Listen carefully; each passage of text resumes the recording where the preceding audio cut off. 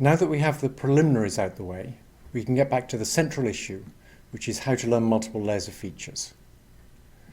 So in this video, I'm finally going to describe the backpropagation algorithm, which was the main advance in the 1980s that led to an explosion of interest in neural networks. Before I describe backpropagation, I'm going to describe another very obvious algorithm that does not work nearly as well, but is something that many people think of. Now that we know how to learn the weights of a logistic unit, we're going to return to the central issue, which is how to learn the weights of hidden units. If you have neural networks without hidden units, they're very limited in the input-output mappings they can model. If you add a layer of hand-coded features, as in a perceptron, you make the net much more powerful, but the difficult bit for a new task is designing the features. The learning won't solve the hard problem, you have to solve it by hand.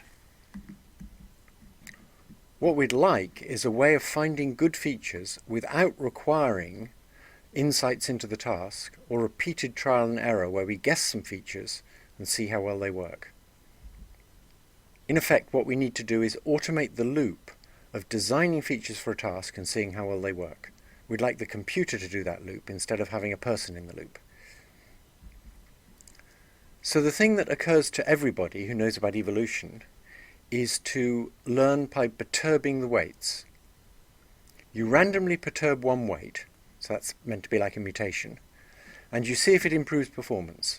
And if it improves the performance of the net, you save that change in the weight. You can think of this as a form of reinforcement learning. Your action consists of making a small change, and then you check whether that pays off, and if it does, you decide to perform that action. The problem is it's very inefficient.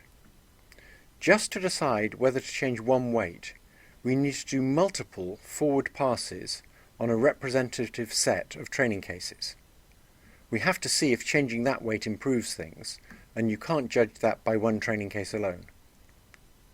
Relative to this method of randomly changing a weight and seeing if it helps, backpropagation is much more efficient. It's actually more efficient by a factor of the number of weights in the network, which could be millions. An additional problem with randomly changing weights and seeing if it helps is that towards the end of learning, any large change in a weight will nearly always make things worse, because the weights have to have the right relative values to work properly. So towards the end of learning, not only do you have to do a lot of work to decide whether each of these changes helps, but the changes themselves have to be very small. There are slightly better ways of using perturbations in order to learn. One thing we might try is to perturb all the weights in parallel and then correlate the performance gain with the weight changes. That actually doesn't really help at all.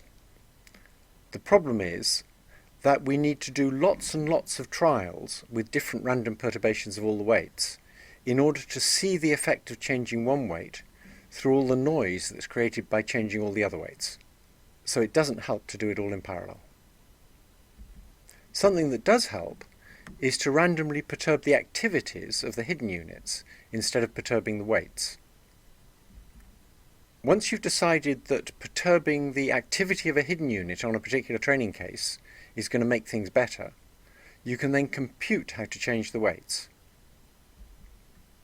Since there's many fewer activities than weights, there's less things that you're randomly exploring, and this makes the algorithm more efficient. But it's still much less efficient than backpropagation. Backpropagation still wins by a factor of the number of neurons. So, the idea behind backpropagation is that we don't know what the hidden units ought to be doing. They're called hidden units because nobody's telling us what their states ought to be. But we can compute how fast the error changes as we change a hidden activity on a particular training case. So instead of using activities of the hidden units as the desired states, we use the error derivatives with respect to activities. Since each hidden unit can affect many different output units, it can have many different effects on the overall error if we have many output units. These effects have to be combined, and we can do that efficiently So that allows us to compute error derivatives for all of the hidden units efficiently at the same time. Once we've got those error derivatives for the hidden units, that is, we know how fast the error changes as we change the hidden activity on that particular training case, it's easy to convert those error derivatives for the activities into error derivatives for the weights coming into a hidden unit. So here's a sketch of how backpropagation works for a single training case. First we have to define the error, and here we'll use the error being the squared difference between the target values of the output unit j and the actual value that the net produces for the output unit j. And we're going to imagine the several output units in this case. We differentiate that, and we get our familiar expression for how the error changes as you change the activity of an output unit j. And I'll use a notation here where the index on a unit will tell you which layer it's in. So the output layer has a typical index of j, and the layer in front of that, the hidden layer below it in the diagram, will have a typical index of I. And I won't bother to say which layer we're in, because the index will tell you. So once we've got the error derivative with respect to the output of one of these output units, we then want to use all those error derivatives in the output layer to compute the same quantity in the hidden layer that comes before the output layer. So backpropagation, the core of backpropagation, is taking error derivatives in one layer and from them computing the error derivatives in the layer that comes before that. So we want to compute dE by dy I. Now obviously when we change the output of unit I, it'll change the activities of all three of those output units, and so we have to sum up all those effects. So we're going to have an algorithm that takes error derivatives we've already computed for the top layer here and combines them using the same weights as we use in the forward pass to get error derivatives in the layer below.